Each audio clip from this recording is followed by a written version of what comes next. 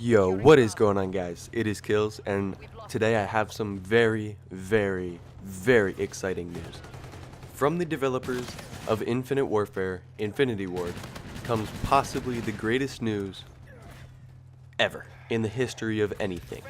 So, in the background today, you're going to be watching some Infinite Warfare gameplay. It is the only gameplay that I have from Infinite Warfare. So, and then a little bit into this week, I'm going to have a nuke for you guys tomorrow, a Moab for you guys on Tuesday, a Chem Strike for you guys on Wednesday, a DNA bomb for you guys on Thursday, and then Friday, it's going to be Infinite Warfare and Call of Duty Modern Warfare remastered gameplays through the next year. Alright, I'm super excited to bring you guys these gameplays, and I hope you enjoy all the content. So, on to today's topic. I'm super happy with the way that Infinity Ward has handled all of the complaints and criticism from the community, and they have listened. So on Reddit, right here on my phone, I've got the patch notes for the game release opening day, the changes that have been made from the beta to the opening day. So I'm going to start with the stuff that's sort of changes that nobody really cares about. I mean, that I don't care about per se. I don't use the shotguns, so changes with the shotguns are they increase the consistency of the shotgun damage, and the shotgun damage at longer range has been increased, which means that slightly increased one-shot kill range. And then both the Reaver and Banshee have received a slight bonus to their one trigger pull kill range, which means that the one-shot kill range and the one-shot hit power goes up. The next is the launchers, so the howitzer grenade launcher can now be fired from the hip instead of requiring ADS. Not really a big change there. The PRP or the RPR Evo Epic variant Ripper has had a tuning pass increase to increase the recoil given its bonus fire rate, which means that since the gun has built-in rapid fire, there will now be extra recoil to combat the rapid fire. So now with the perks and rig traits, Marksman, there was no flinch when you were using Marksman, so it was like toughness from Black Ops 2, and it was also reducing the recoil. So it says here that we fixed the bug where in addition to reducing flinch, it was also reducing recoil. This would then stack with gun perks and the foregrip attachment.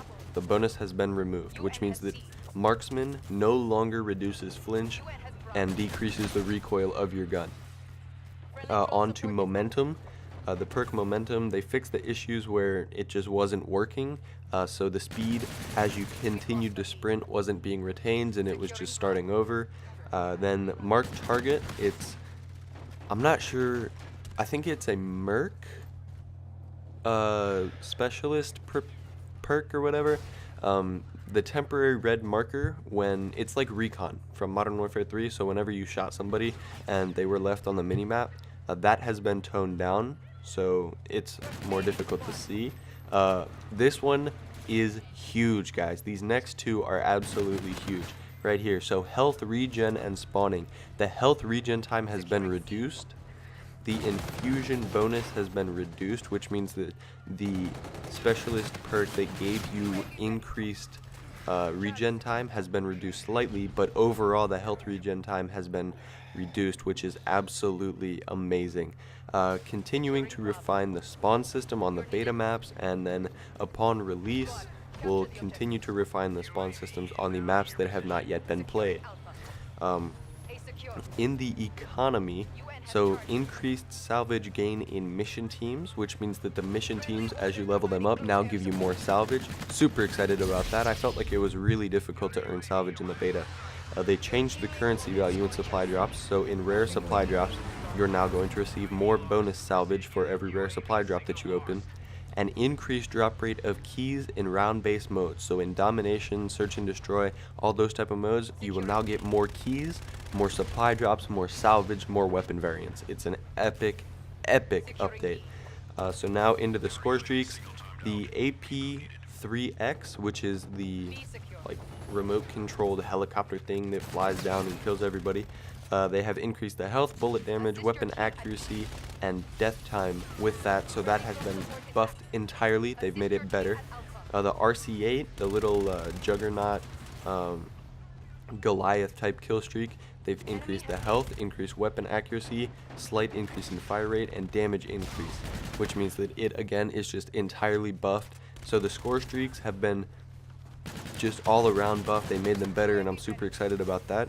The Thor, they have increased the speed of tracking rockets, increased damage, and straight fire rockets, of both tracking and straight fire, so the damage of the Thor has been increased. And then here we have with matchmaking, potential player evaluation was too strict, which means that they were evaluating the connection and the player skill score per minute, KD, all that too harshly, and they have now reduced the standards on which they're evaluating everyone, which means that the matchmaking times will be greatly decreased. So guys, now I have personally my biggest complaint towards the beta was the snipers, and they have fixed the snipers. So bullet spread at the hip no longer gets smaller as the player aims in, but once the scope reaches the player's eye, the bullet spread goes instantly to 0. Sniper aim assist was reduced slightly for the KDS longbow and other bolt action snipers. The turn rate while aim down sights is still slowed to help with precision aiming.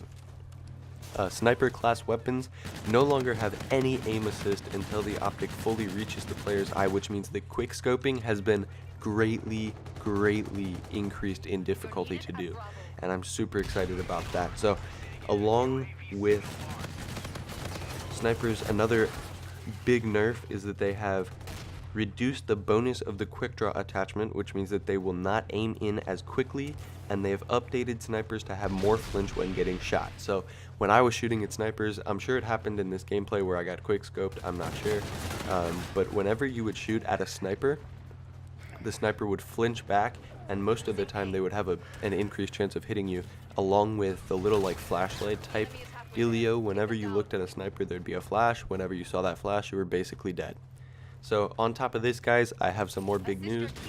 I can't post anything on the video right now, like map layout wise or picture wise, because I don't want to get a strike on my channel, but they are bringing back Dome. So they brought back Terminal in the beta. Everybody was super excited about that, and on top of that, they are bringing back Dome. Modern Warfare 3, probably the best map. They tried to redo Dome in Ghost as Strike Zone, and I don't really think that they did that great of a job. I felt like it was sort of a shortcoming of the original Dome.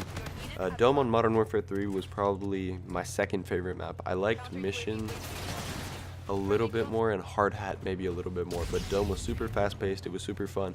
I think the only problem that we could run into with Dome is if they don't have the spawns figured out.